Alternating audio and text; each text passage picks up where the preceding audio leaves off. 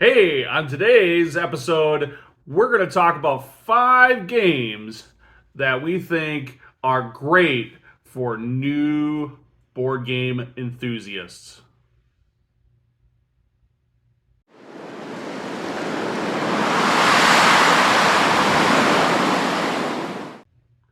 Welcome to Wisco Dice. Hey, yo, folks, I am your host, the Conesy with the Most, and I am joined today by. Hi, I'm Suzanne. And something we get asked all of the time is what games should I get if I'm dabbling or I'm interested in this board game hobby, but I really don't know. There's so many games, I don't know what to buy. Heck, just recently, even at a friend's house where he has a huge board game collection, we were constantly getting asked our advice about games people are maybe dabbling, have Catan or Ticket to Ride, or maybe they don't even know or aren't even that far. So, what we wanted to do is help answer that question for all of you out there. All right, so what we are going to do is we're going to break down 5 board games with a variety of common game mechanics that we feel are perfect games for anyone interested in or who's already dabbling in the board game hobby. These games are typically very highly available for purchase, have excellent replayability, and are games that we believe you won't regret having in your collection years from now. For each game, we'll provide a very quick overview of the game and its core mechanics, and why we think it's a great introductory game to add to those collections. In addition, we'll talk about the game and why it has staying power in your collection. Why this is a game that, yeah, you're going to buy it now, but in 2 or 3 years, you're not going to be tired of it. All right, so our first game in this list, and these games are not in any specific order as far as how we're advising them, but our first game is Marvel Splendor from Space Cowboys.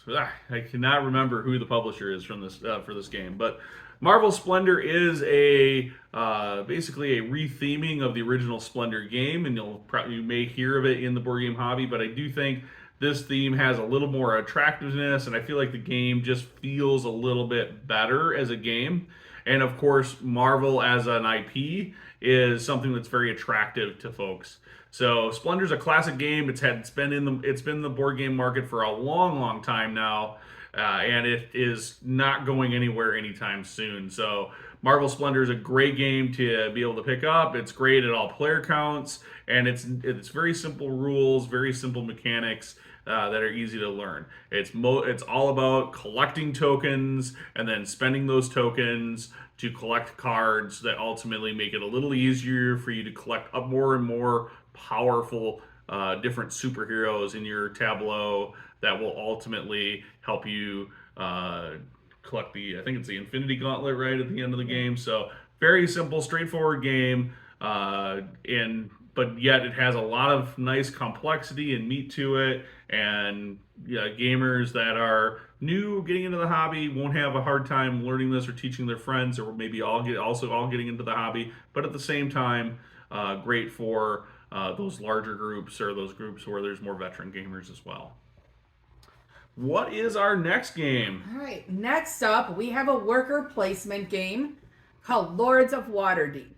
So, this is a great game to introduce the concept of worker placement, where you have a set number of workers in a game round and you place them on different spaces on the board to perform different actions. And you have goals. There are different quests you are going on or goals that you are trying to fulfill to help provide direction on what you want to do related to where you're placing your workers. The nice thing with this is that there are so many different goals and quests and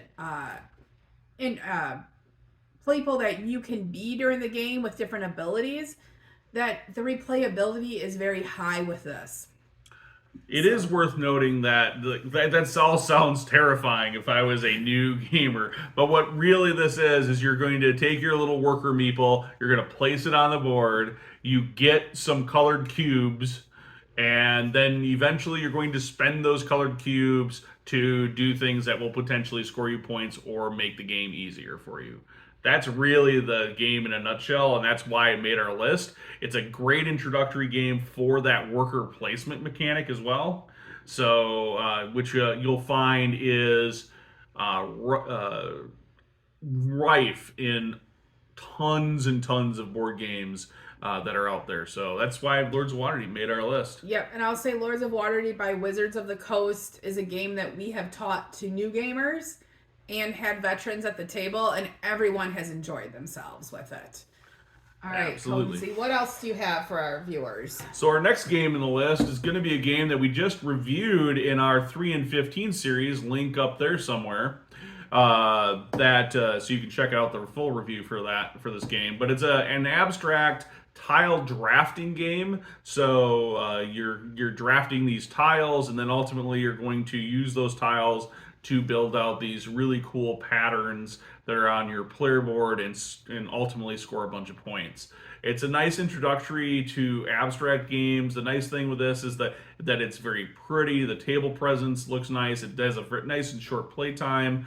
The only thing that might be slightly complicated at all with this game is understanding the scoring mechanics, and even that's not too bad. And once one person at the table has a good handle on it, they can really help. That's the piece where they can just help everybody score until everybody gets it. And usually I have no problem, even with new players or new gamers that are just playing this game for the first time, in helping them understand the scoring mechanic after a round or two. So Suzanne, do you have anything to add about Azul? No, just that it's a game we play all the time. Yeah, this it's game gets to the table all the time. Tune in, get the 3 and 15, and watch that, because that'll tell you why. I have all sorts of. I got a really good story on that about this game as well. So that is Azul from who is it? Next Move Games. All right, next up we have a title from Queen Games. This is Alhambra, which is a tile laying game. If you go looking for Alhambra, you'll notice there's several different box sizes that are all the same game. They've reprinted it and put it in different box sizes different times. So if yours does not look exactly like this, go ahead and still get it.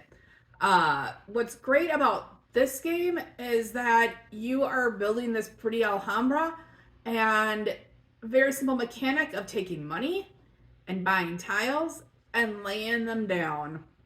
And then you're going to have different scoring phases a couple times throughout the game where you will rate your Alhambra compared to what others have in theirs. So your score is going to get exponentially bigger every round. And you just have this really nice artwork kind of at the end. I think it's pretty to look at. So it's a keeper just because the tiles that come up and the order they come up every game is going to change for the replayability. Easy concepts for putting it down, and easy to figure out scoring on it. So that's Alhambra by Queen Games. One thing I'll just kind of note here, that this game was a Spiel des Jahres winner back in 2003. It says so right on our box. So, okay, proofs on the box. That is a very prestigious award in the board gaming industry. And while modern board games weren't, 2003, the early 2000s were, I think, the start of what we consider modern board games, and starting to get greater production qualities and really starting to explore and get greater mechanics. This game definitely still holds that test of time. It is a very, very good, innovative game for its time, and still good on the table now, and plays with a nice number of players. I think it's 1 to 6 or 1 to 5 players. So you can really accommodate quite a larger, different size player groups and have a lot of fun with it. Our final game on our list of 5 games is going to be a game that is a social group game, so a fully cooperative game. It is Mysterious Park from Libelud. I chose this over Mysterium for this because this one I think is a little more approachable. It's not got quite as many things going on as the full-blown Mysterium, and it plays really well as a 2-player all the way up to a full 7-player game. So where Mysterium, I think you really want to have 3 or 4 players minimum before it really starts to to take off. So both games are very, very similar otherwise in a mechanic, where one player who is going to take on the role of a ghost and is going to basically be silent, but they're also kind of orchestrating the game for everyone else. That's usually the person who knows the game the best if there's a group of players. So great for that. And then really for the players themselves, they don't need to know the game at all. You can just give them a very, very high level overview of what they need to do on their turn. And then as the ghost, you're just handing them a set of cards, and they have to try to identify the correct person, place, or weapon that goes with that ghost or with that card. And they all start after like the first couple of cards have been handed out, and the players understand the core mechanics.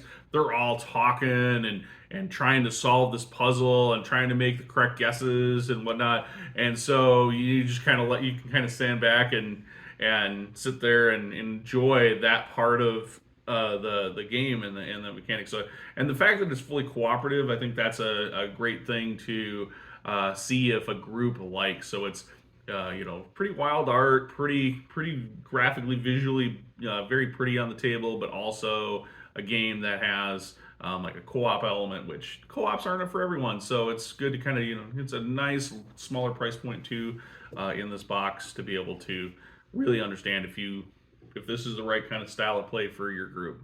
Yeah, and a couple of things that I would like to add is that this game is great if you have a group that does not like where you could be backstabbing someone else. There's no, I did something to someone else type of thing in this game to distract from it. So, like, it's a cooperative game, and it's a nice cooperative game.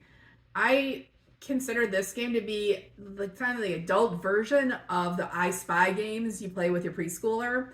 So, if you like I Spy kind of puzzles that way too, this is a great game for you. Yeah. So and that to expand, as the kids get older, whatnot, this becomes a great way to. Oh well, they're always fighting, and they always, one of them will try to cheat to win or whatever. Well, it's fully cooperative. If they're going to cheat, there really is no cheating in this game. It's really impossible to cheat, but it's a game that everyone at the table wins together or loses together. So great way to kind of build that teamwork and whatnot. And again, another game that you'll find on this list that has a nice small form factor, so it's easy to take with you wherever you go. All right, and that gets us through 5 games that we think are excellent additions to a new person's collection of games if they're just starting to dabble in this amazing board game hobby. So we will continue this series of videos that have different kind of where does this go from here, basically kind of thoughts. So these are our 5 core games. Probably we might focus on 5 really good games we think you should go from here that have dice mechanics or worker placement mechanics that kind of build off of this core 5 games, so that you could kind of stick your foot into the board gaming world, get one of these, and then maybe dive into, oh, hey, I really liked Lords of Waterdeep, and I really like that worker placement mechanic. Well, what other games are like that? Well,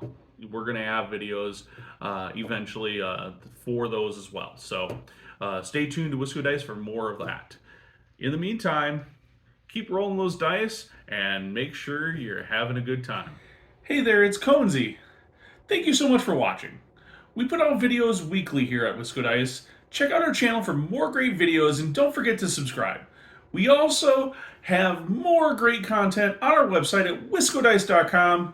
Of course, we do this all for you, the viewers, so please like the video if you enjoyed it, and thanks for watching.